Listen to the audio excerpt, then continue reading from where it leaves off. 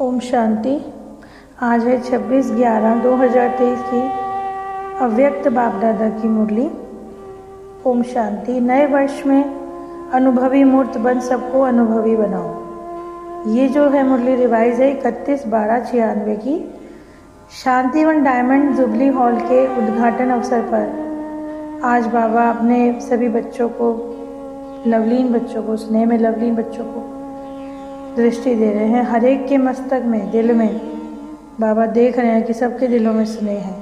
ऐसा बाबा कहते हैं, बच्चे सोचते हैं कि शायद पीछे वाले हम बच्चे बाबा को दिखाई नहीं देते, लेकिन बाप दादा के नैनों में ऐसी टीवी है जिससे दूर की चीज़ भी दिखाई, आप कहीं भी बैठो, कोने में कहीं पर भी हो, परंतु बाबा के सामने ही हो।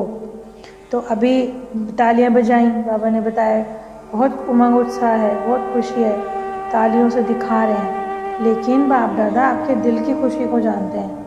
वो ये जानते हैं कि हर एक बच्चे ने चारों ओर, देश के विदेश के सभी ने, चाहे धन से, चाहे मन से, चाहे तन से सहयोग अवश्य दिया ही है। और आप सबके सहयोग का सबूत है कि आप आराम से बैठकर देख रहे हो, सुन रहे हो। अभी आप ज़्यादा ताली नहीं बजाओ, आपके खुशी के मन की तालियाँ बाप दादा के पास पहुँच गई हैं। फिर बाबा ने बताया कि देखो, दो विशेषताएं हैं। एक तो शांतिवन को उमंग उत्साह से बनाया, उसके बाप दादा के साथ साथ बच्चे भी उद्घाटन कर रहे हैं, और ड्रामानुसार नया वर्ष भी शुरू होने वाला है। इसलिए बाबा सभी को बाहों में समाते हुए मुबारकबाद दे रहे थे।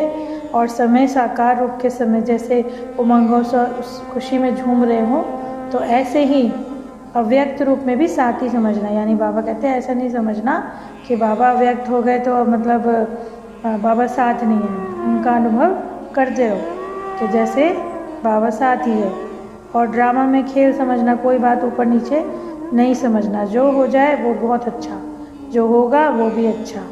तो ड्रामा की हर सीन अच्छी बनेगी। बाबा ने कहा ना, आपको शक्तियाँ तो बाबा ने दी हैं, बस उन्हें समय प्रमाण लगाना। तो इसलिए फिर हमें अनुभवी भी बनना है। और नए वर्ष में क्या क्या करेंगे? अनुभवी मूर्त बनकर औरों को भी अनुभव कराने का वर्ष है। तो बाबा पूछते हैं, समझ रहे हो बच्चे क्या करना है? कि पहले तो आपको अनुभवी मूर्त बनना है और अन्य बच्चों को भी अनुभव कराना है। ऐसा कोई बच्चा ना रहे कि एक तो बोले कि मेरे को तो अनुभव हुआ ही नहीं। वाणी है, वाणी से सेवा करो, अनुभव है, अनुभव से करो। तो जिन भी आत्माओं के सेवा के निमित्त बनते हो, वाणी द्वारा या जैसे भी आप कमाल कर सकते हो, कोटों में कोई में आत्मा हो आप। बाबा कहते हैं आप आत्माएं कौन सी हो? जो कोई में भी कोई। अनुभव वाली आत्माएं कभी वायुमंडल के संग के रंग में नहीं आ सकती। ये बहुत सोचने वाली बात है। आजकल का वायुमंडल बड़ा प्रभावी है, कुछ ना कुछ होता रहता है, कभी रिश्तों में, कभी प्रकृति द्वारा। लेकिन जो अनुभवी मूर्त होंगे वो क्या सोचेंगे कि ये तो ड्रामा है, और हर ड्रामा का हर सीन क्या है? कल्याणकारी। तो बाबा कहते हैं ऐसे ही साक्षी होकर, न्यारे और प्यारे होकर खेल समान देखेंगे। जो बहुत बाबा के पक्के बच्चे होते हैं ना, उनका ये होता है कि जो हो रहा है वो हमारे सामने खेल के माफिक हो रहा है। और लेकिन जब फाउंडेशन कच्चा होता है तो कुछ बच्चे हिल जाते हैं, फिर उन्हें मेहनत लगती है, तो योगी की बजाय योद्धे बन जाते हैं। तो बाबा पूछते रहते हैं आप योगी आत्माएं हो या योद्धा? तो यदि आप योगी आत्माएं हो तो आप सूर्यवंशी में चले जाओगे, और अगर आप योद्धे हो तो फिर आप चंद्रवंशी बनने के काबिल हो जाओगे। तो इस वर्ष युद्ध को ख़त्म करो। ऐसा नहीं हो कि अभी तक तो हम युद्ध ही कर रहे हैं। बाबा को जब बताते हैं ना अपने दिल की बात है कि बाबा अभी तक मैं इस चीज़ों में नहीं कर पाई हूँ, या जो भी आत्माएं उन्हें अपना हालचाल सुनाती हैं, तो बाबा कहते हैं अब योद्धा वाली स्थिति ख़त्म करो। अब ये रहो कि भाई अब तुम्हारे अंदर ये ही ना हो कि भाई तुम्हें लड़ना है। तो अभी टाइम कम है, लेकिन बाबा पूछते रहते हैं तो लोगों को हाथ उठाने में थोड़ी शर्म आती है, पर कहते हैं बताना में कोई शर्म नहीं होनी चाहिए। कुछ बच्चों ने पूछा विनाश की डेट बता दो, तो बाबा बोले कि 2000 में होगा तो क्या करोगे? कोई डेट नहीं है, मिसअंडरस्टैंड मत करना।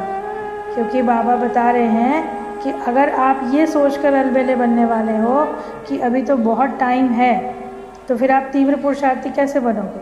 हर घड़ी अंतिम घड़ी कहते हैं ना बाबा, कि भाई ये सोच के चलो कि जो अभी है, अभी का समय है मेरा, ये भी लास्ट हो सकती है। ये सोचो ये लास्ट वर्ष ही है। अच्छा, तीव्र पुरुषार्थी बनने के लिए हमें ये दृढ़ निश्चय करना होगा कि अभी हमारे पास टाइम कम है, ये लास्ट वही चल रहा है। तो अलबेलापन, आलस से अपने आप ख़त्म हो जाएगा। जैसे कि बाबा ने पहले भी सुनाया है कि डेट कॉन्शियस नहीं बनो, हर समय अंतिम घड़ी है, हर घड़ी में एवर रेडी रहो। चलो मान भी लिया कि आप 2000 वर्ष में संपूर्ण बनोगे, तो फिर सत्युग कब में बनाओगे? तो उसके लिए भी फिर टाइम चाहिए क्या? अभी 9 लाख ही नहीं बने। तो बाबा ने बोला जो ज्योतिषी कर सकते हैं वो बाप क्यों करेगा? यानी टाइम बताने का काम तो ज्योतिषियों का है ना। तो बाबा ने बोला नहीं, आप अपने आप को जल्दी में करो, ये सोचो इस वर्ष क्या करना है, अनुभवी मूर्त बनना है। अब हमें टालना नहीं है। क्या करें बाबा, ऐसे हो गया, चाहते तो नहीं थे, आप संपूर्ण बना दो।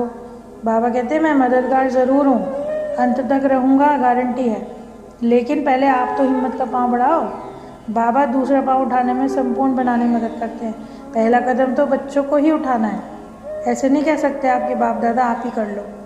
बाबा ने तो अपने तरफ का कर दिया ना, सारा कुछ बाबा ने ज्ञान दे दिया। बाबा कहते हैं सिर्फ हिम्मत का थोड़ा सा पैर तो बढ़ाओ। पहला शब्द क्या आता है? हिम्मते बच्चे मददे बाप। इसको उल्टा नहीं करो, यानी ऐसे मत करो हिम्मते बाप और मददे बच्चे, यानी बच्चों की हिम्मत होनी चाहिए तो बाप की मदद अपने आप मिलती रहेगी। तो बाबा भी मुस्कुराते रहते हैं, बोलते हैं वाह मेरे बच्चे लाडले, निश्चय से हिम्मत का पाँव जरा बढ़ाएंगे तो आगे के लिए, बच्चे के लिए बाबा हर समय तैयार है।